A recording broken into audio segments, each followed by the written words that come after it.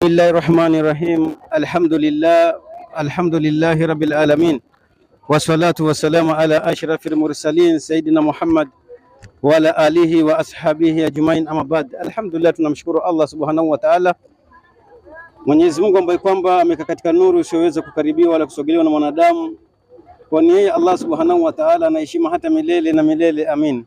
Sala na salam zimfike na kumwendea Mtume Muhammad sallallahu alaihi wasallam, na pia vile vile tunatakia rehema za ziada ziwaendee mitume waliomtangulia yeye Nabii Muhammad kabla ya kuja kwake, kwa maana kabla ya kuja kwake kulikuwa na manabii mbalimbali kama vile Isa alayhi salam ama Yesu, kulikuwa na mtume Musa alayhi salam, na kulikuwa na mitume kadha wa kadha. Wote tunawatakia rehema na amani za Mwenyezi Mungu ziwe juu yao. Basi ndugu mtazamaji mpenzi wa channel hii ya Koicha Bakar Dawa katika Jamhuri ya Kenya na wale wanatutazama kutoka katika nchi mbalimbali, leo tuko katika dawa mtaani, tuko katika mji ambao kwamba ni Chemulingot. Mji huu unajulikana kama Chemulingot, na alhamdulillah leo tunazungumza na baadhi ya maikhwan, ndugu zangu, majamaa na marafiki, tuweze kujuliana hali na tusalimiane pia vile vile. Na katika dawa mtaani leo sikutembea peke yangu, bali nimetembea na mwenyeji wa mji, yuko nyuma ya kamera, na pia vile vile nimetembea na al-akhi Ustadh Abubakar Mrebe kutoka sehemu za Kilifi. Naomba tu awasalimie kisha tuweze kuanza katika dawa yetu mtaani. Assalamu alaikum warahmatullahi wabarakatuh. Wapenzi wetu watazamaji, tuko katika mji ambao unaitwa katika Baringo County. Tunaingia katika dawa mtaani inshallah. Kwa hivyo wale wenyeji ambao wanatutazamia wakiwa katika hii channel ya Bakar Koichi, basi tunatembelea ndugu zetu kuzungumza na tuwape mawili matatu juu ya Uislamu inshallah. Alhamdulillah. Basi ndugu yangu Muislamu, kwa yule ambaye bado yuko nyuma hajaweza kukutana sisi katika mtandao wa kijamii na akaweza kukutana sisi katika mtandao huu wa kijamii, basi aweze kusubscribe na kushare na kulike video zetu, ili wengi waweze kufikiwa na ujumbe huu wa la ilaha illallah Muhammad rasulullah. Basi ndugu mpenzi, ndugu mtazamaji, ni kwamba leo tuko katika mji huu. Dada, ujambo? Tusalimiane huku. Naona mama anauza nyanya hapa, hebu nimsalimie kidogo. Mami, ujambo? Lakini jambo. Ndio, waitwa nani? Mama Sergon. Unasongea kidogo. Mama Sergon, asante sana. Mimi naitwa Abubakar Koech na mimi ni Muislamu, na leo tumetembea katika mji huu wenu wa Baringo County ya Baringo. Inaitwa Tiati ama sehemu gani? Tiati. Tuko katika mji wa Tiati katika sehemu inaitwa Chemulingot. Asante sana. Je, ushawahi kufikiwa na ujumbe wote kuhusu Uislamu pengine? Kwa maana lengo lilituleta hapa si lengo la biashara, bali lengo la kuja kuwajulia watu, na kuwapatia watu imani ya kiroho. Sisi ni Waislamu na tunaamini kwamba manabii wote walikuja na ujumbe mmoja, ujumbe ya kwamba Mwenyezi Mungu ni mmoja peke yake. Je, wewe unashiriki na kanisa gani hapa katika Kenya, katika Jamhuri ya Kenya? AIC, African Inland Church, AIC. Asante sana. Je, unaonaje leo tukukaribisha katika Uislamu dadangu? Niko sawa kikanisa. Asante sana. Ndio, tukatai uko sawa kikanisa, na mimi nikisema niko sawa kimsikiti.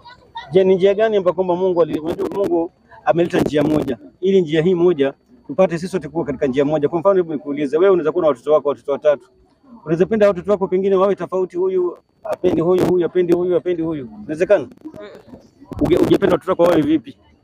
Wakuwa wanapendana wote. Asante sana. Ndio pia sisi tumekuja na dini moja ambapo kwamba dini hiyo ndio aliyokuwa nao Nabii Musa. Musa unamjua? Namjua. Asante. Alipewa sheria ama Moses katika lugha nyingine, na pia vile vile dini hii akaja nao Nabii Isa, Yesu. Unajua kama Yesu alikuwa Muislamu? Sijui, sijasikia. Au usikii? Unaamini kitabu gani, Qur'ani ama Biblia? Biblia. Tuna Biblia hapa leo, leo.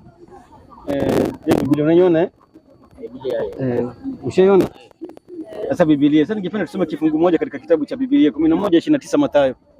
11:29 Mathayo mtoza ushuru hapa katika 11 katika 11:29 Mathayo mtoza ushuru. Yesu anasema, jitieni nira yangu na mjifunze kwangu. Jitieni nira yangu na mjifunze kwangu, kwa kuwa mimi ni mpole na mnyenyekevu wa moyo. Umesikia? Yesu anasema tujitie nira yake, tujifundishe kwake, kwa kuwa Yesu ni mpole na kisha mnyenyekevu wa moyo. Sisi Waislamu tunaamini kwamba Yesu alizaliwa pasina baba, yani pasina baba kuhusika katika jambo hilo, lakini Maria alipelekewa neno la Mungu na malaika. Sijui kama unafahamu.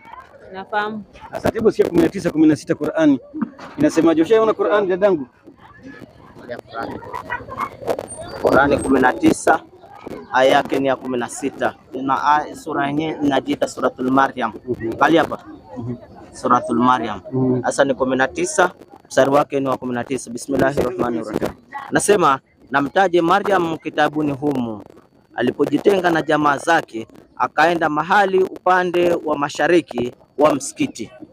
Kumbe Mariamu mama yake Yesu alikuwa huko Bethlehemu ama Jerusalem.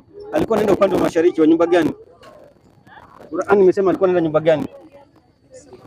Msikiti. Msikiti. Sasa je, wewe katika maisha yako ushawahi kujaliwa kuona ile sinema wa Kristo wameact ya kwamba Jesus of Nazareth, Yesu wa Nazareti, Yesu anapigiliwa msumari na Yesu? Ushawahi kuona sinema? Mamake Mariamu alikuwa anavaa vipi? Kama Muislamu. Kama nyinyi. Ni kumaanisha unaona. Na je, wanawake ambao kwamba wanasema wameokoka leo, siku ya leo wameokoka, wanampenda Yesu, ni mwokozi maisha yao, wanavaa vipi? Vibaya. Vibaya. Sasa wewe unaweza fuata vile vibaya.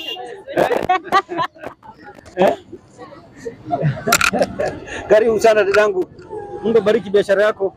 Uendelee vizuri inshallah. Uendelee vizuri. Karibu sana. Basi alhamdulillah tuko katika habari zenu kina dada. Amjambo. Wasema jamani, ule sasa mtoka time ngoja kidogo. Chukua kwanza. Ongea nao wengine kwanza. Basi alhamdulillah tukiwa katika da'wa mtaani. Hapa sehemu tuko ni sehemu ya Baringo County. Sehemu inajulikana kama Chemulingot. Na lengo la sisi kuwa hapa, mzee jambo. Au kikare? Wanaitwa nani? Naitwa Jen. Jen, asante. Sisi sote Mungu ametuleta duniani sote kwa lengo la kumtukuza, kumpa sifa na kumtakasa. Sisi ni Waislamu, tunatoka katika hii msikiti hapa. Tumesema tuwatembelee, tuwajulie hali, na pia vile vile katika kuwajulia hali tumekuja na zawadi kubwa. Zawadi kubwa ni kualika nyinyi katika msikiti wetu pale, mje mtutembelee, muulize maswali yote ambayo kwamba mtakuwa nayo, na itakapofika alasiri ya leo tutakuwa na mkutano pale, tunawaalika. Takaribia mama? Takaribia? Takaribia. Asante sana. Nukana mama kidogo una roho safi. Mama unashiriki na kanisa gani? Unashiriki na kanisa gani? PAG. PAG. Asante sana. Ningependa kuuliza swali moja tu na si kwa ubaya. Ushawahi kuona ile sinema ya Yesu inaitwa Jesus of Nazareth? Haujawahi kuona? Asante sana. Wewe unavyosikia wanawake wa zamani wale walikuwa na kiu cha Mungu, walikuwa wanavaa namna gani? Hauelewi. Walikuwa wanavaa mavazi marefu, mavazi yenye stara, mavazi ambayo kwamba yalikuwa yana heshima katika jamii. Kweli si kweli? Kweli. Asante sana. Basi naona kidogo mama yuko busy na ningemwacha endelee na kazi. Basi Mungu abariki biashara yake siku ya leo, aweze kuuza amalize kabisa. Mama, asante sana kwa muda wako. Sisi tunatembea katika huu mji. Hebu shikie kidogo Sheikh, ataja pamoja. Askai mbali basi. Ndugu wapenzi, ndugu watazamaji, tuko katika mji wa Chemulingot, mji ambao kwamba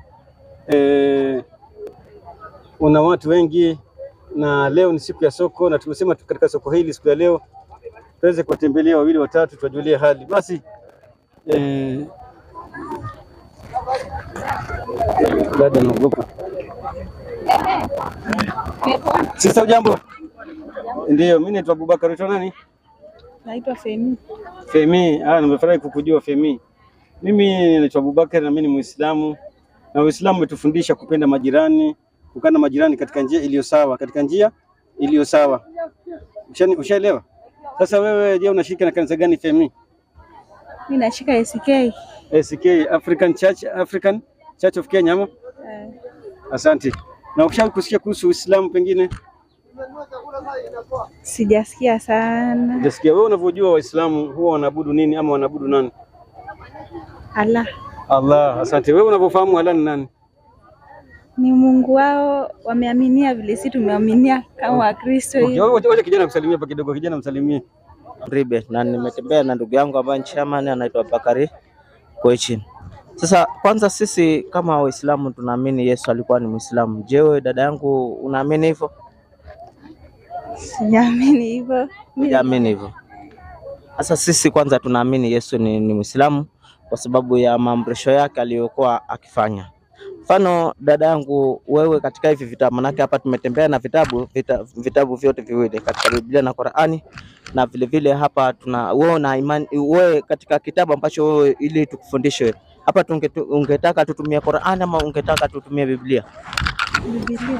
Biblia.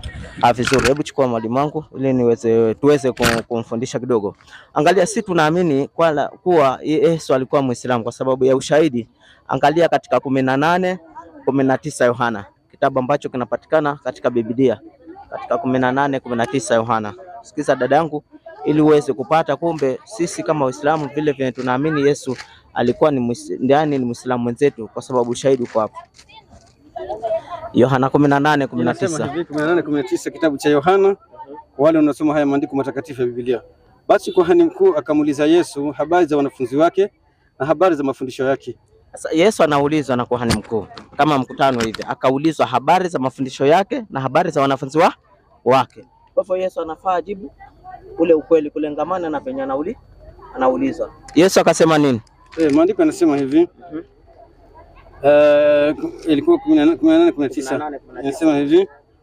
Wanafunzi wa Yesu akajibu, mimi nimesema na ulimwengu waziwazi. Siku zote nalifundisha katika masinagogi na hekaluni. Sasa Yesu pale akasimama akasema mimi, akaulizwa na kuhani mkuu akasema mimi nimezungumza na ulimwengu waziwazi. Siku zote nalifundisha katika masinagogi. Kwa hivyo Yesu anasema siku zote yeye katika mafundisho yake anafundisha kwenye masinagogi. Umeelewa hiyo? Sasa pengine unavyojua pengine nini maana ya sinagogi, ili ndio tutake kujua kuwa huyu Yesu katika nyumba ambayo alikuwa anafundishia, katika nyumba ya ibada, Yesu alikuwa anafundisha kwenye sinagogi. Wewe unataka wewe pengine kujua ama wewe umefundishwa sinagogi nini? Sinagogi ni pali patakatifu penye watu kama mapasta, priest wanakaa. Kwa hivyo dada yangu amezungumza vizuri, anasema sinagogi ni mahali pa kuabudia Mungu. Kwanza kwa hilo namkubaliana. Sasa akasema katika hapo mahali panapoabudiwa Mungu kuko na mahali ambapo kunaitwa mapasa, yani mapasa wanaingia hapo ama madhabahu, yani ama asheri, si ndio? Sasa labda pengine Biblia itufahamishe vizuri nini maana hiyo sinagogi hapo mahali, ili ndio tutake kujua huyu Yesu katika nyumba ambayo alikuwa anaabudu ama hapo mahali panaitwaje mwalimu wangu katika maana ya sinagogi? Naona kama amemaliza form 4. Amemaliza huyo. Ni msomi. Sinagogi inamaanisha msikiti wa Wayahudi. Kwa hivyo Yesu naye pale aliposema siku zote mimi nalifundisha kwenye sinagogi, kwa hivyo alikuwa anamaanisha anafundisha wapi? Kwa msikiti. Kwenye msikiti dada yangu. Ndio maana tulipoangalia ile Biblia tunaangalia kumbe Yesu naye alikuwa anafundisha mambo yake anafundishia msikitini, kama vile sisi Waislamu ambapo mafundisho yetu nasi tunapata wapi?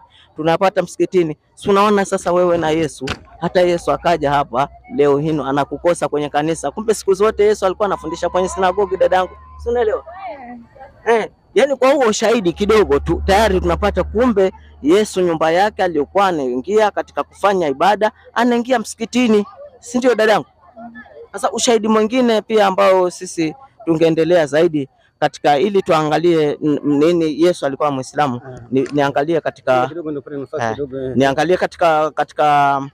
Yohana 13 mstari wake ni wa 5. Tuangalie bado katika hii hapo msikitini, ili tutake kujua hii ibada ambayo ilikuwa inafanywa na Yesu, bado tuthibitishie zaidi kuwa yeye alikuwa ni Muislamu, na Yesu pale anasema kumbe siku zote anafundisha kwenye ndani ya sinagogi. Nasema hivi, kisha akatia maji katika bakuli, akaanza kuwatawadha wanafunzi miguu na kuifuta kwa kile kitambaa alichojifunga. Hivyo yuaja kwa Simoni Petro. Huyo akamwambia, Bwana, wewe wanitawadha miguu mimi? Yesu akajibu akamwambia, nifanyalo wewe hujui sasa, lakini utalifahamu baadaye. Petro akamwambia, wewe hautanitawadha miguu kamwe. Yesu akamwambia, kama nisipokutawadha hauna shirika nami.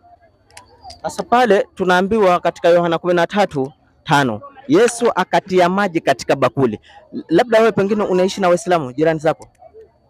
Hapana. Lakini umewahi waona Waislamu kama kabla waende kwenye ibada huwa wanachukua maji wanatia kwenye bakuli ama kwenye kidramu hivi, si ndio?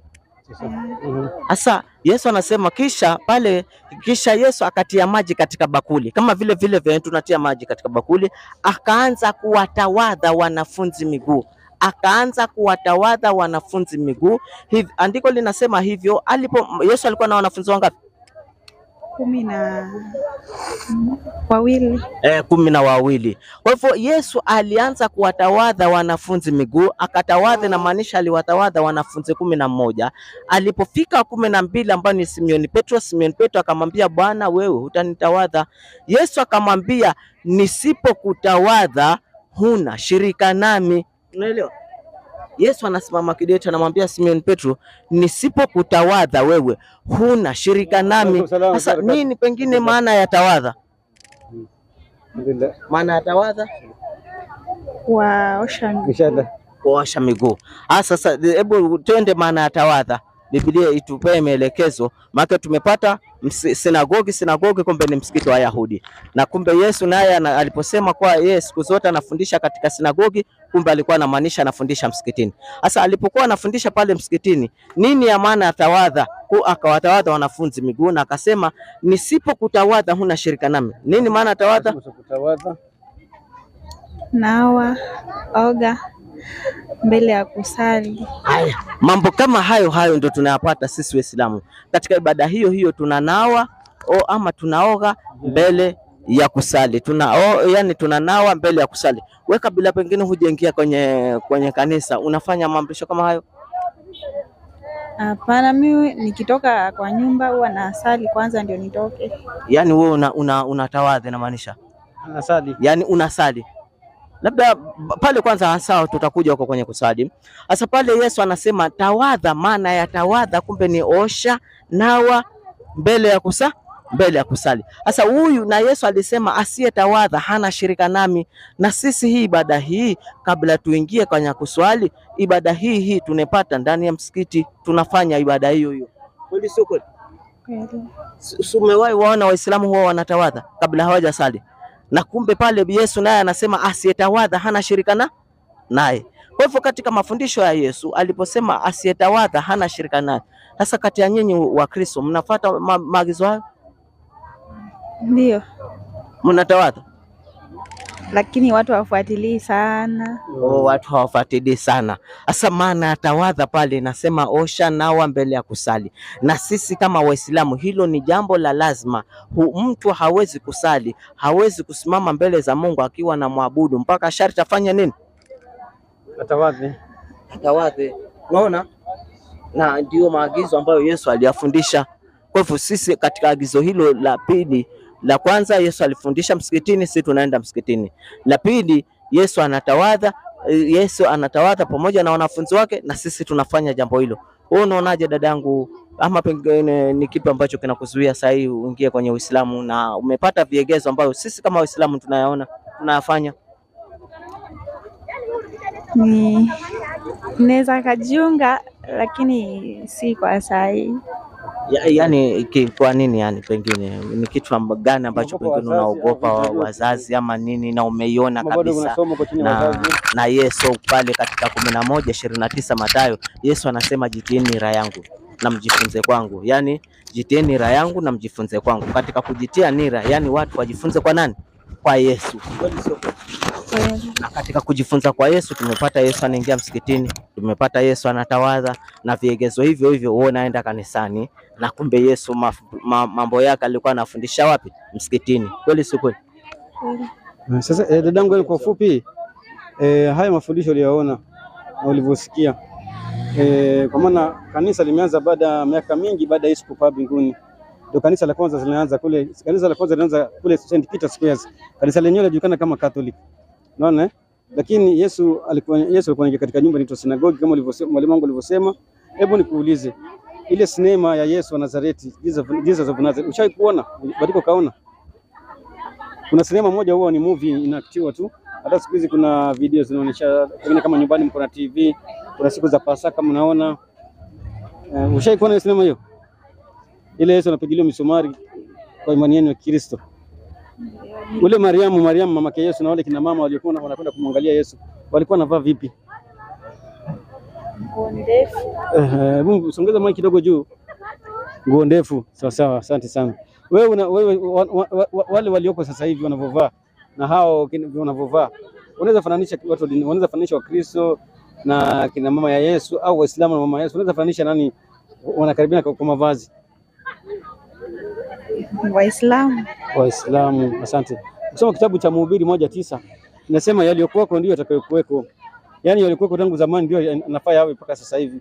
Yaliyotendeka ndio yatakayotendeka, wala hakuna jambo jipya chini ya jua. Ushaona? Hebu niambie, siku hizi ukisikia dada ameokoka, anampenda Yesu, analala na Yesu, anamka na Yesu, anakuwa anavaa vipi? Hebu niambie, unaona anavaa vipi? Anavaa refu. Leo wale wanaenda kanisani, wale kina dada wanaokwenda kanisani sasa hivi wanasema wameokoka, wanampenda Yesu. Wao wanavaa vipi? Kwa sai anavaa fupi, anavaa ile fupi. Sasa ndio nikasema kwamba wewe unaweza jilinganisha kina nani? Unaweza jilinganisha na wale ambao kwamba walikuwa katika zama za Yesu ama wengine? Sijasikia vizuri. Yaani nasema hivi, tumepata katika hali ya kulinganisha Waislamu na Mariamu na wale wamama walienda kumwona Yesu. Wakati Yesu pengine walisema, wakati pengine walienda kutazama kaburi, wale wamama walikuwa wamevaa mavazi marefu. Kweli si kweli? Asante sana. Na nikasema kwamba unaona Uislamu ni matendo. Mwanamke wa Kiislamu tena amevaa vizuri, nguo mrefu, amefunika kichwa. Unaona kama vile baadhi ya kina mama unaona amefunika kichwa, yani kuonyesha heshima. Ushanifahamu? Sasa ndio karibu sana. Ukiwa na swali lolote kuuliza kuhusu Uislamu, uko pale kwa msikiti, unaweza kuja ukataka kujua zaidi. Ushaelewa? Ama una swali lolote sasa hivi unaweza kuuliza. Mimi kama kuna swali moja umebakisha, tunaweza kujibu tu.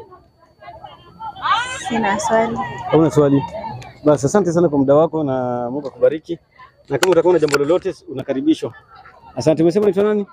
Naitwa Femi. Femi, karibu sana.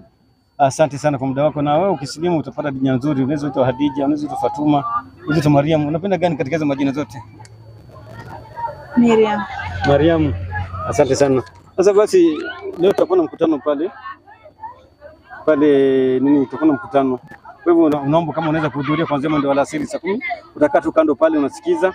Alafu tutakuwa walimu watakuwa tunazungumza, kuna watu tutawakaribisha wenye maswali, mapasta, mapadri tutakaribisha. Sasa karibu Femi, sawa?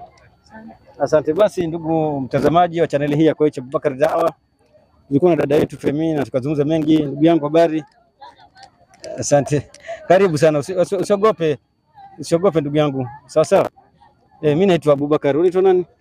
Okuma. Naitwa Okuma. Okuma ama Kuma? Okuma. Naitwa Okuma. Okuma. Asante sana. Sasa Okuma, bwana, mimi ni Muislamu. Wewe dini gani? Muislamu. Muislamu. Wewe Muislamu pia? Asante.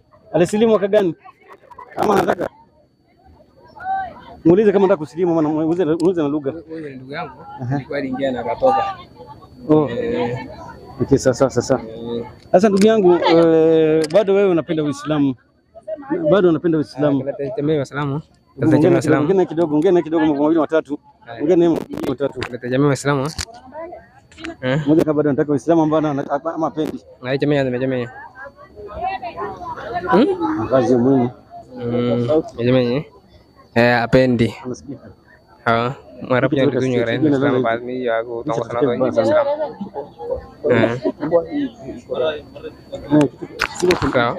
Hapa na pale. Haya sawa. Nasemaje? Nasema hataki sahi. Okay. Sasa ndugu yangu, kuna njoo kidogo. Muulize kama kuna swali yote. Kuna swali keren. Tinggal swali apa?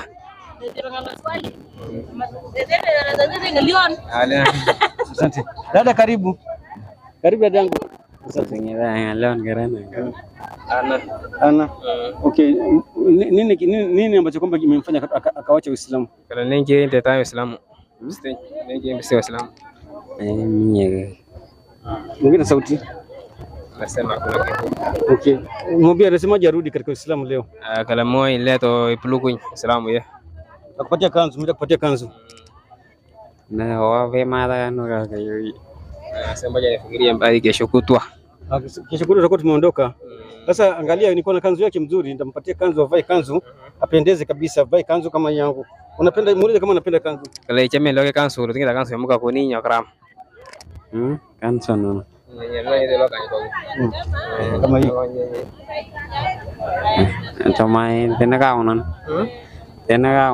tapi mata solo jamano matena tena kaonan chama.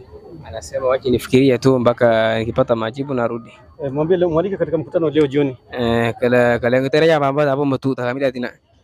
Kale ngutera ya baba hapo mtu kamida tina. Atakaribia. Na dereko. Ungekuja. Alisema jina ni nani? Hebu nikumbushe. Komano. Asante. Asante sana. Komano, karibu sana.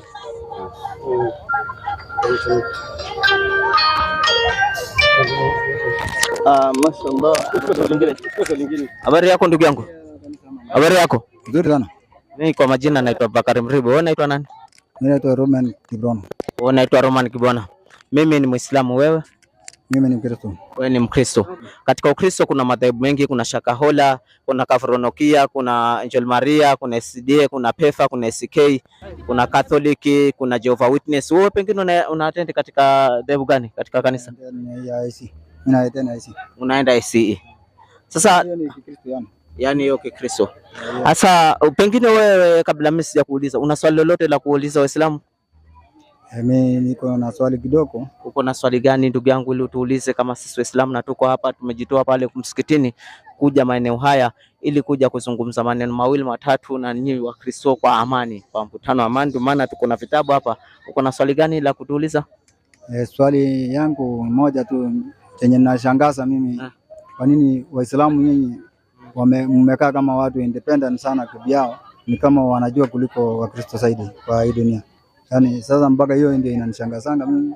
Ni hao ndio walijua sana Mungu ama ni sisi ndio tunajua, ama kwa sababu mpaka inatufanya sasa tukeuke ama nini?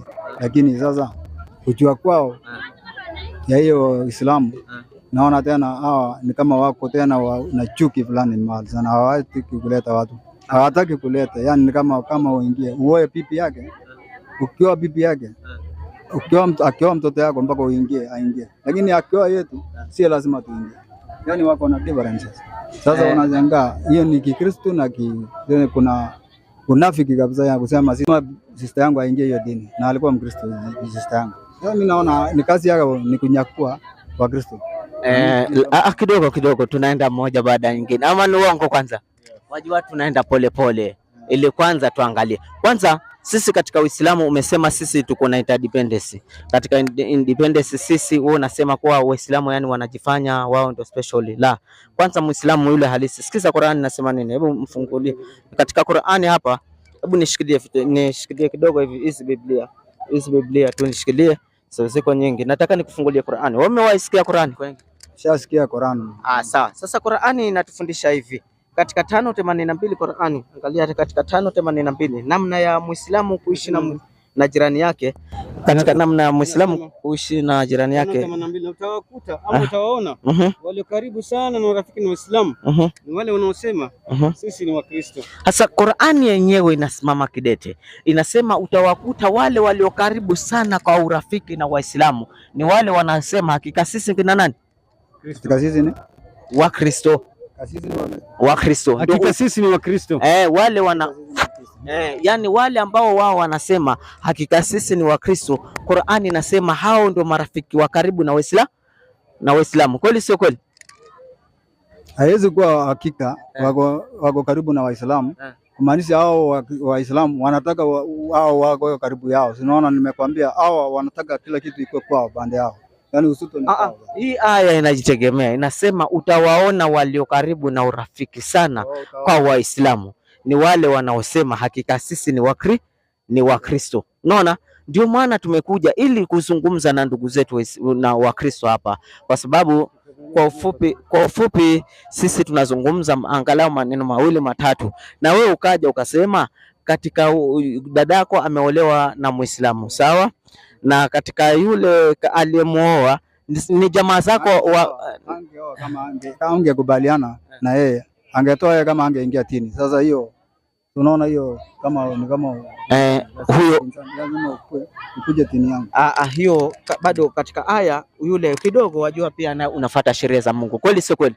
Wajua katika sheria za Mungu ukiona, sikiza Mungu anazungumza nini. Anasema ndoa kama hiyo, lau kama yule mtu angekubaliana na yeye kuwa awe katika dini yake, ile ndoa haiswi. Nasema inasema hawa wamisheni wanaingia katika Ukristo, si halali kuwaoa. Unaona hapa Qur'an nasema ama hawa wamisheni wanaingia katika Ukristo, sasa si halali kuwaoa. Ndio maana hapa inasema ni haramu wala ndoa yao haisihi.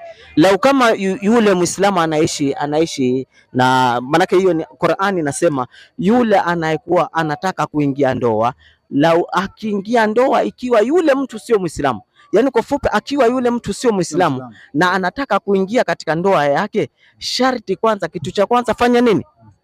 Au atakuwa pamoja na yeye katika imani ya Uislamu. Mkuwe pamoja. Kwa hivyo ni kweli. Kwa hivyo ile kauli ya kusema mbona yeye alimwambia dada yangu, yani sharti kwanza uingie kwenye Uislamu ndio mimi nikuoe, yeye naye amefanya nini? Ametegemea maamrisho ya Mungu. Kwa hivyo yule hana makosa. Kidogo nataka niulize swali. Haya, uliza. Kwamba najua sisi hatujaelewa, suppose mpapanue polepole. Sasa hatujui Ukristo na Uislamu, hatujui tofauti gani wako naye, kwa sababu ukiangalia Wakristo na Waislamu sijui wanaomba Mungu anaomba, kwa mimi kwa akili zangu ni kama anaomba Mungu mmoja. Sote tunaomba Mungu mmoja. Sasa hatujui sasa Waislamu wana kwa sababu Wakristo wanaamini Yesu ni mtoto wa Mungu kabisa, na hatujui sasa Waislamu wanaamini nani. Mimi naona wajua kidogo tunaenda polepole. Yani ni polepole. Wajua umekuja vizuri ukasema tofauti ya mbone kuna Ukristo na Uislamu. Hapo umeuliza kwanza hiyo, yani vilitokea wapi mpaka saa hii kuna Wakristo na Waislamu. Hilo ndio swali la kwanza ulilokuwa umeuliza. Alafu swali la pili ndio ukakuja ukasema mbone nyinyi kama Wakristo mnaamini kwa Yesu ni mwana wa Mungu. Sawa? Kwa hivyo labda pengine mwalimu wangu, pengine swali la kwanza pengine unaweza kushikilia ukaangalia, huyu anasema kwa nini kuko na Waislamu na Wakristo na huyu ndugu yangu hajui, na akasema sote tunaabudu Mungu mmoja lakini kuko na Wakristo na Waislamu. Sasa tofauti iko wapi? Labda mwalimu wangu pengine uzungumze naye. Asante sana. Basi huyu alikuwa ni Sheikh Abubakar Murebe kutoka Kilifi, tukiwa na baadhi ya rafiki zetu binadamu ambao kwamba ni wa eneo hili la Chemulingot. Ndugu yangu unasema unaitwa nani? Kwa majina naitwa Jackson Kipkemoi Christopher. Jackson Kipkemoi Christopher yamune mkaji wa Chemulingot. Asante. Yes, nimesikia umezungumza vizuri kati ya Ukristo na Uislamu, si kweli? Yes. Ukristo ulianza wapi? Kwanza kabisa Mwenyezi Mungu amewaleta manabii takriban manabii 124,000. Yes. Na alikuwa akiwatuma hawa manabii na ujumbe mmoja, ujumbe wa kumwabudu Mungu wa pekee. Na mpaka kufikia kwa Yesu imani hiyo ilikuwepo ya kuabudu Mungu mmoja. Kufikia kwa Mtume Muhammad pia imani hiyo ilikuwepo ya Mungu mmoja. Sasa aliyeleta tofauti na imani ya Mungu mmoja alikuwa anaitwa Daktari Paulo ama Sauli. Huyu ndio alileta imani ya kuwa kuna Mungu Baba, Mungu Mwana na Mungu Roho.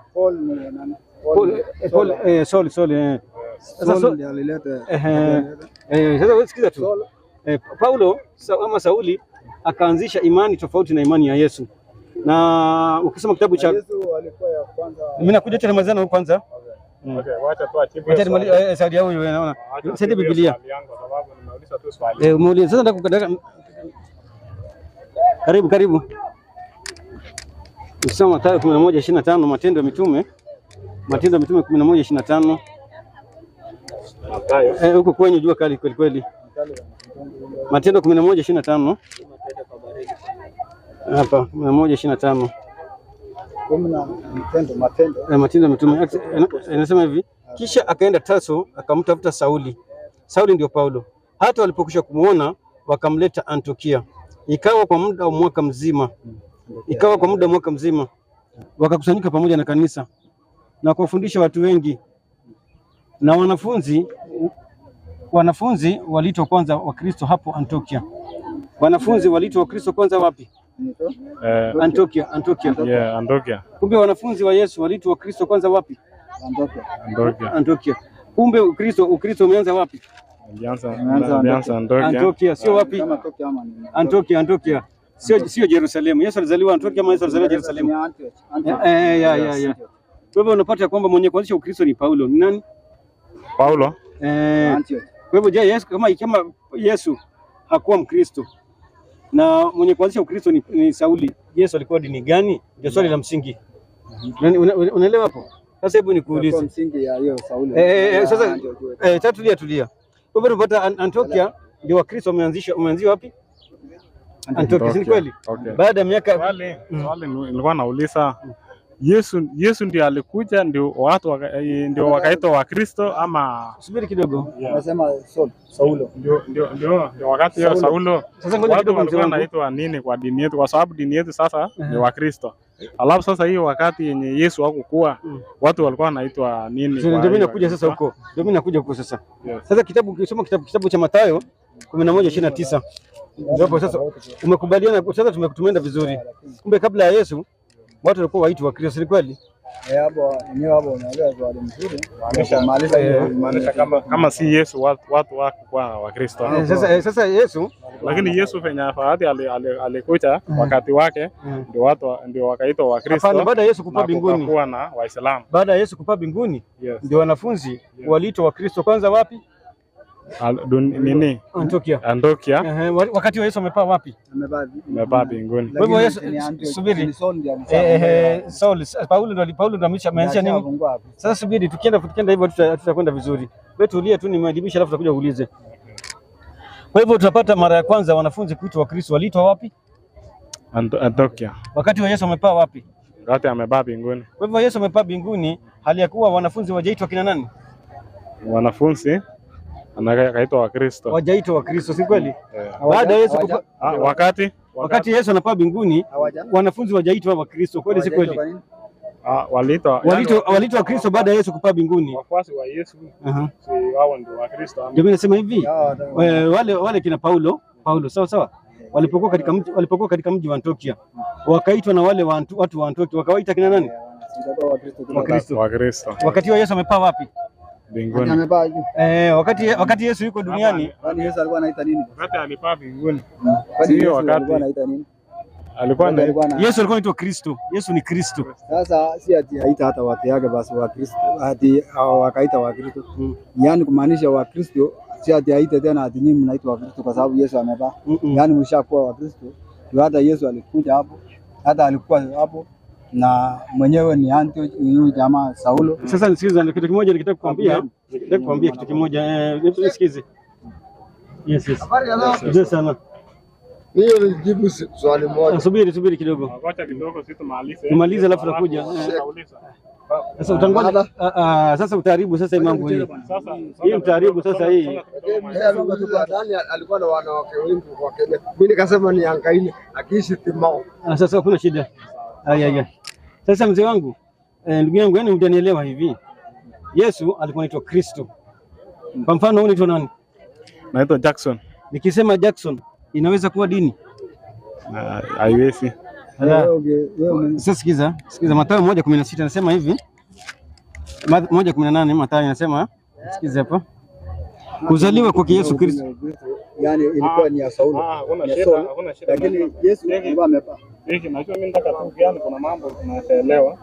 Unajua kama kuelewa kitu. Nasema unajua kama kitu kimoja, mafundisho yanataka mtu kwanza kuwa na akili ya kusikiza. Sasa ni maona nani yao kwenye wame nini? Hii si imani, hii ni Biblia. Hebu sikiza. Mwelewa ni mzuri. Kuzaliwa kwa Yesu Kristo kulikuwa hivi. Mariamu mama yake alipokuwa ameposwa na Yusufu kabla hajakaribiana, alionekana ana mimba kwa uwezo wa Roho Mtakatifu. Kuzaliwa kwa Yesu Kristo. Kuzaliwa kwa Yesu nani? Kristo. Kumbe Kristo ni jina ya nani? Ya Yesu. Sio nini? Sio dini. Ni kama Christopher Kristo. Sasa subiri kidogo. Unajua ndugu yangu, hebu subiri. Unajua sasa tukienda hivyo tutaanza vizuri. Wacha tumalizane na huyu tukuje kwako. Hivyo ndio mafundisho inasema, sio? Uzaliwa kwa nani? Sawa, sasa Quran inasema tu hivyo ama tofauti? Quran kwa sababu ndio tuelewe Quran pia kama anaeleza kama kwenye Biblia inaeleza 19:16 Quran, hebu soma. Kama ataeleza alafu pia ni fasi gani alafu ndani ndio nisome 19 Quran. Hiyo Mathayo 1:18, Mathayo 1:18. Alafu soma Quran, soma pole, soma pole. Bismillahirrahmanirrahim. Nasema mtaje Mariamu humu alipojitenga na jamaa zake akaenda mahali upande wa mashariki wa msikiti. Maliza. Na akaweka pazia kujikinga nao, akapelekewa muhisha sheria yetu, yani Jibrili, akajitimilisha kwake. Unaona hapa Mariamu alikuwa anafanya ibada katika nyumba inaitwa msikiti, kweli si kweli? Msikiti. Alafu akapelekewa malaika Gabrieli. Kanisa ya kwanza ni msikiti. Kanisa ya kwanza ni msikiti, yani sinagogi, inaitwa sinagogi kwa Kiyahudi. Unaona Yesu pia aliingia katika sinagogi. Msikiza hapa 4:16 Luka.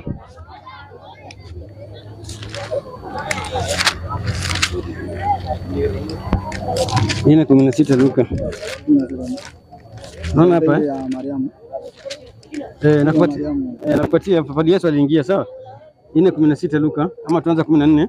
Yesu akarudi kwa nguvu za Roho, akaenda Galilaya, habari zake zikaenea katika nchi zote za kando kando. Naye alikuwa akifundisha katika masinagogi yao, akitukuzwa na watu wote. Akaenda Nazareti, hapo alipolelewa. Na siku ya Sabato akaingia katika sinagogi kama ilivyokuwa desturi yake. Akaingia katika sinagogi kama ilivyokuwa nini? Desturi yake. Desturi. Na sinagogi ni nini? Sinagogi ni kanisa hiyo, si? Kanisa. Sasa hebu muoneshe hapo maana yake nini? Angalia hapo. Angalia sasa hapa. Hebu soma mwenyewe. Soma mwenyewe hapa. Sinagogi. Anaona sasa hajaona ndio huyu. Maana sinagogi. Msikiti wa Wayahudi.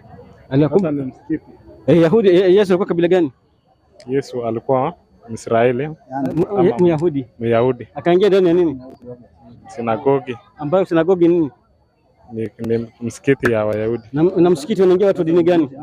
Hii ni sinagogi. Unaona hii sinagogi ilikuwa ya kwanza kabla ya Yesu. Sasa lazima Yesu akisaliwa lazima afuate vile wazee walikuwa wanafanya, kwa sababu kuna wazee. Kanisa yenye wazee walikuwa wanaabudu ni sinagogi. Ambayo inaitwa kwa Kiswahili ni nini? Ambayo inaitwa sasa ni msikiti. Okay, na msikiti wanaingia watu wa dini gani? Waislamu.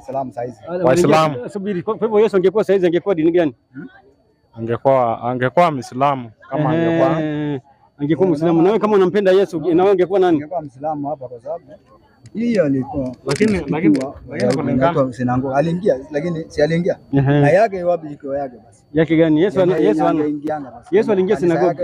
Yenye tulikuwa. Na si kanisa siku hiyo ilikuwa hiyo, hakuna kanisa. Hakuna kanisa. Tunaelewa. Mhubiri 1:9, hebu Mhubiri 1:9. Fungua Mhubiri 1:9. Mhubiri 1:9 hapa. Sikia Mhubiri.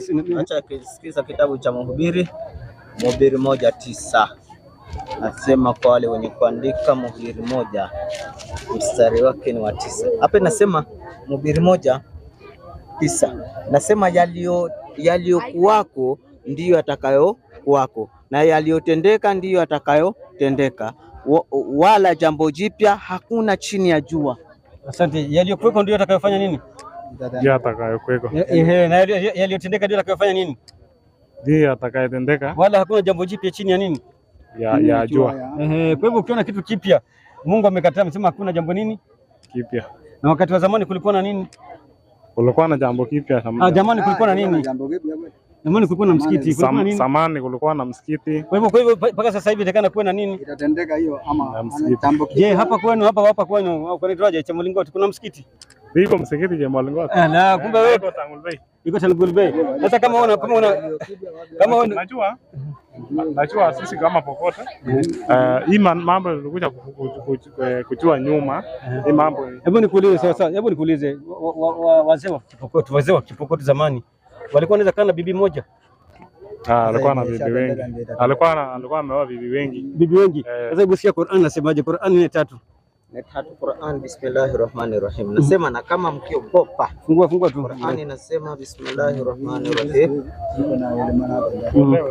Nasema na kama mkiogopa kutowafanyia uadilifu mayatima, basi ogopeni vile vile kutowafanyia uadilifu wanawake. Basi oweni mnawapenda katika wanawake maadamu mtawafanyia hisafu, 2 au 3 au 4. Hebu subiri, kumbe Muislamu anaonekana kuoa bibi mpaka wangapi? 4. Na mzee wa Pokoti wa zamani alikuwa na bibi wangapi? Hata 6. Na saizi Hata ni 3. Ngoja, Mkristo anakubali kuoa bibi 2? Hapana, haisi. Na Muislamu harusi hairuhusu. Ngoja kidogo. Sasa unajua basi kama mtaka kuendelea hivyo tutawaacha. Unajua sasa ni kama tunashindana. Fanya hivi. Tushindane hapo. Sababu tunaenda kujisomea polepole. Sasa nasema hivi. Unajua hii mambo nasikiza, alafu tunaenda kusoma ya nyumbani. Asante. Na tunaelewa kulingana na mambo ya zamani na kisasa. Kwa sababu sisi tumesaliwa juzi. Sisi ni watoto wa juzi. Kisha hatuelewi mambo ya zamani. Hebu nikuulize mzee wangu, nyinyi watoto wa juzi, lakini kitabu kimesema yalikuwepo ndio atakayofanya nini? Atakayetendeka. Yalikuwepo ndio atakayokuwepo, si kweli? Kama wazee wa zamani walikuwa nao bibi zaidi ya mmoja, pia sasa hivi tunataka tuoe nini? Ataoa, anaoa saa hii zaidi ya moja. Asante sana. Ndio unaona sasa hizi Muislamu anaruhusiwa kuoa mpaka na wake wangapi? 4.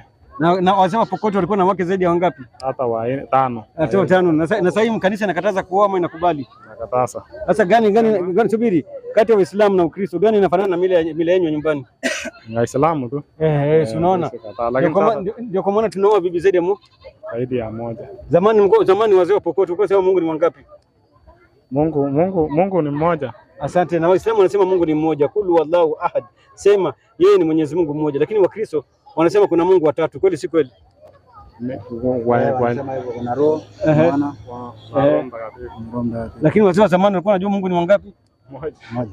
Hebu soma Qur'ani sura 112. Basi karibuni. Asante. Karibu. Asante. Kidogo. Haya, labda pengine pia kuna dada zangu hapa hapo na jambo. Mbona mwenye mafaifu tu nikaona una conclude nini yani? Niseme.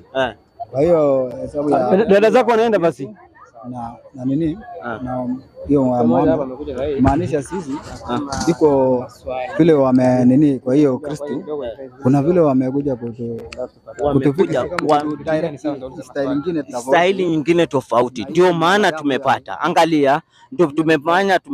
Angalia, tumepata zama za Yesu kulikuwa na kanisa, yani kulikuwa na msikiti, sawa? Zama za Yesu alikuwa anaenda nyumba ambayo inaitwa msikiti. Kweli si kweli? Baadaye ndo Paulo akaja na Yesu naye alikuwa anaabudu Mungu mmoja. Baadaye alipokuja Paulo, ndio yule Paulo akasema kuna utatu mtakatifu, ambao huo utatu mtakatifu Yesu hakufundisha. Umeelewa? Sasa hapo ndo maana sasa ndo madhehebu mbalimbali tena wote wanatumia Biblia moja. Na huyu wewe unaenda kanisa gani? Hiyo sio. Na wewe unaenda wapi? Naenda PH. Sasa kati ya nyinyi wote ni wawili na nyote ni Wakristo. Sasa nyote ni Wakristo tena mmegawanyika.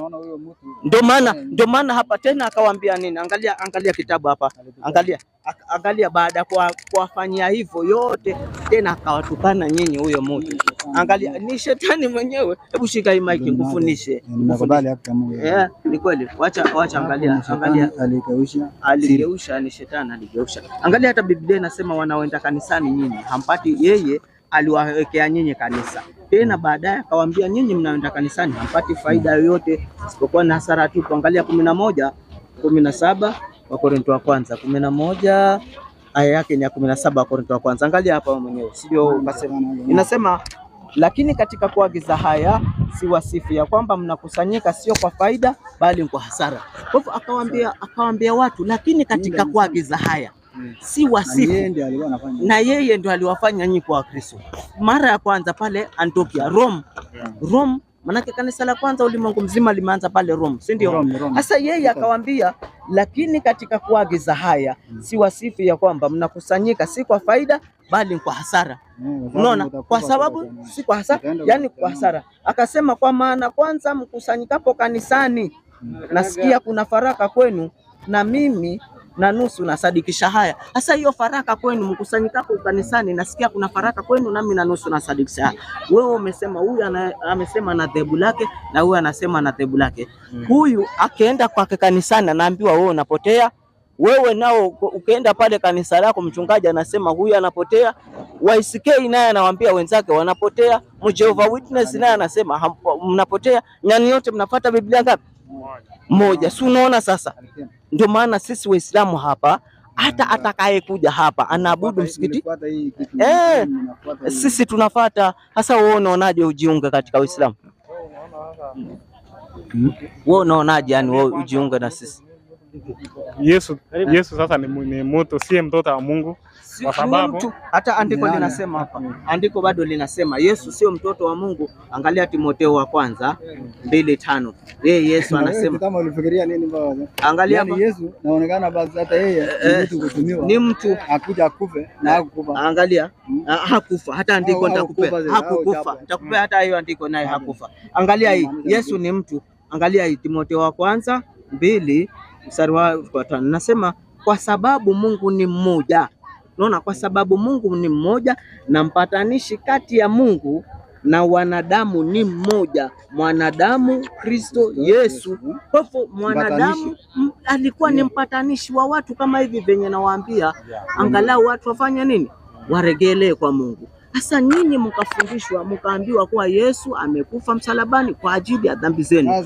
Sasa angalia huyo akaja, angalia huyo, angalia pole, angalia huyo akawaambia hivi katika Wakorintho wa kwanza 15 akasema hivi akasema, namu na sisi tumeonekana kuwa mashahidi wa uongo wa Mungu, kwa maana tulimshuhudia Mungu ya kuwa alimfufua Kristo ambaye hakumfufua. Unaona, ambaye hakumfufua. Ikiwa wafu hawafufuliwi. Sasa hapa kuna mtu ambaye amefufuliwa hapa kwenu, hapa mpaka Mungu hata hakujaona mpaka siku ya mwisho. Sasa ndiko ninasema ikiwa wafu hawafufuliwi, maana kama wafu hawafufuliwi, Kristo naye hakufufuka, na kama Kristo hakufufuka, imani yenu ni bure. Imani yenu ni bure. Maana huyo mwenye alitupea imani ni huyo mmoja, huyo Paulo, ni shetani. Unaona, hofu sisi tunawakaribisha kwenye Uislamu jamani. Angalau Muslimu, hata si tuseme hivi, ngoja mimi niseme, hata si kukaribisha, hata tuseme tusikaribishe hiyo Kristo. Mbona tusitumie njia nyingine tu wa Kristo na hii Kiislamu kuelewa itakuwa ni shida. Kuelewa hiyo sasa ni ngumu sana. Wanaona kama mnajipenda, si ndio? Na kumbe sisi kweli, mimi nimekubali hii kitu. Waislamu wanatuita wanafiri, wafikiri, wanafakiri ama makafiri. Ni sisi ni hatuna, ni kama unaweza ongea hivi na uendi hiyo uabudu huyo mtu, na unaweza sema napenda huyo mtu na ufanye hivyo, na unafanyia shetani. So ufanyie shetani ya kweli. Ndio maana sisi tumeingia mtaani, ndugu zangu, na hata nyinyi, sisi ni Waislamu sawa, tena tumekuja kuwahubiria habari njema tena kupitia Biblia. Hebu tufanye basi kama tuko na power sisi, tuchenye Bible ikuwe Kiislamu peke yake kwa duniani. Alafu kwani kama si hata hivyo, kama ni Mungu, hebu acha huyo. Si hata hivyo, unaona Bible yote, unaona hii maneno sasa kama hii. Hakuna, najua sasa hakuna mwenye ameeleza polepole. Najua watu wanataka kueleza mambo polepole sana. Watu hawezi kuchukua. Na unajua Mungu atawakasirikia nyinyi kwa muelezi hii wa Kristo. Lakini si makosa. Lakini huyu anazungumza kweli. Mungu atatuchapa sisi kwa kuwa sisi hatuwafundishi. Mnakaa mwanafiki, mnajifanya mnajipenda. Sasa unakuta mwenye wako Muislamu anasema hii wanafiki. Yaani sasa ukisema hiyo badala ya kueleza kama ni Mungu ni mmoja, si ueleze huyu Mungu, hebu muaseme hiki. Lakini sio hata wewe tumekufikishia ujumbe. Unaona? Na katika sisi kufikisha ujumbe, wewe unakubaliana na sisi kwa kweli katika haya tuliyokuelezea kuwa kweli Ukristo sio dini. Umekubaliana moja kubaliana? Mimi nimekubaliana hiyo. Na wewe kwa kupitia vitabu tena hapa aya nyingi tumewasomea kupitia Biblia. Wanaenda kanisani hawapati faida isipokuwa ni hasara. Yesu hakufa kwa ajili yenu. Unaona? Tena Yesu ni mwanadamu. Unaona? Tena yeye bado ni Muislamu. Wewe unasemaje? Mimi kulingana venye nimeona, mimi karibu ndaenda tu kusoma msuri, lakini sasa nimeona sasa mimi naona acha niende nifikiria, lakini kulingana venye nimeelezewa sasa juu sikuwa najua hivyo. Wacha niende nisome, lakini nimekubaliana na nyinyi. Yenye imepea advantage ni kubaliana na nyinyi kiasi hiyo. Naona matini zetu zingine kama hii ya deliverance nini, naona mapasta wanaabudu vitu zingine tofauti, yani wanakaa wanaongea mpaka wanatumia. Nikiangalia nyinyi tamaduni yenu ya Kiislamu ainanga hiyo biashara ya hata mmoja kwa nyinyi nchi zenu yote. Ni kweli. Hamuna hata kanisa ingine ni hiyo moja. Na hii yetu tuko na deliverance yenye mtu anataka kutafuta pesa yake. Ni kweli. Anatumia Mungu yake tofauti. Sasa sisi kwanza kwa fupi, sisi jioni tuko na mkutano pale wa dini. Pale stage kabisa. Na tunawakaribisha. Tulianza jana na leo tuko mpaka kesho. Tunawakaribisha tena pale mkuje na maswali. Ni sawa ndugu zangu? Kuna vile ati ukiingia dini yenu hautatoka tena yani ama ni kuharibu tizi tena wenye wako wa Kristo. Ati ukiingia tu. Hiyo sasa ukiwacha tu kama uwache kama sisi wa Kristo. Unajua ukitoka hata hakuna nini. Lakini ukiingia hii utakuja ati unapotea, unatembea barabara labda. Hiyo ni propaganda za watu. Wala hiyo ni propaganda za watu. Angalia, huyu si ni mwenzenu wa kabila yenu huyu ni mwenzenu wa kabila yenu. Aliingia Uislamu 2021. Kweli sio kweli? Alafu huyu tena angalia chenye Mungu ni wa maajabu. Huyu ameingia kwenye Uislamu tena saa hii pale msikitini, huyu amejitahidi, amesoma, tena yeye ndo anatuswalisha pale msikitini. Saa hii huyu anaadhini, ukisikia pale msikitini watu wanaitwa kwenye swala, huyu ndo anaadhini anawaita kwenye swala. Kwa hivyo wewe hata saa hii ukiingia kwenye Uislamu, juhudi zako kujua, naye Mungu anakufungulia polepole, unajua ufahamu. Kuna mambo mengine watu wanaekelewa propaganda, kama wewe venye umekuja hapo kasema Waislamu wanajishukulia wao ni special, si ni kweli? Lakini ulikuwa hujafahamu, lakini tulipokufundisha, si unaona hata wewe mwenyewe umefahamu kweli. Hapa kweli hata yule alioa dada yako akamlazimisha awe katika kwenye Uislamu, alikuwa anamtakia heri. Lakini chenye nimefurahi tena wakati dada yangu aliingia, anarudi na wrong effects, yani sasa mimi naita wrong effects. Ananiambia hiyo sasa Ruben bali huko you are wrong tena impact tena. Mimi nikashangaa kuna kitu unakula haki ya Mungu. Ulidhani huko yani ulidhani kuna kitu huko amewekewa chuki. Kumbe hata ndo amepata ule ukweli, ndo anakuja kufundisha, lakini hakukuja. Shetani ametufunga sisi sasa kama kivuli mingi sana. Mnastahili mtoe watu bwana. Ni sawa inshallah. Sawa inshallah. Sawa. Shukrani Mungu kufikia maeneo haya. Kwa hivyo sisi tumefikisha ujumbe wa Mwenyezi Mungu kwa hayo machani kidogo. Seranyaman kemite ja yetile jemol kota ke mita ke tongo sene din ya Uislamu. Maya tala kemite asoko nyaba jemol kota kinti aganyuru japa tukole kutebate be maswali. Kwa hivyo Seranyaman karamba tapkan bate be maswali tukul. Ite pangalion to kemite na pangalion na pantep. Seranyaman. Mashallah. Shukran, jazakallah.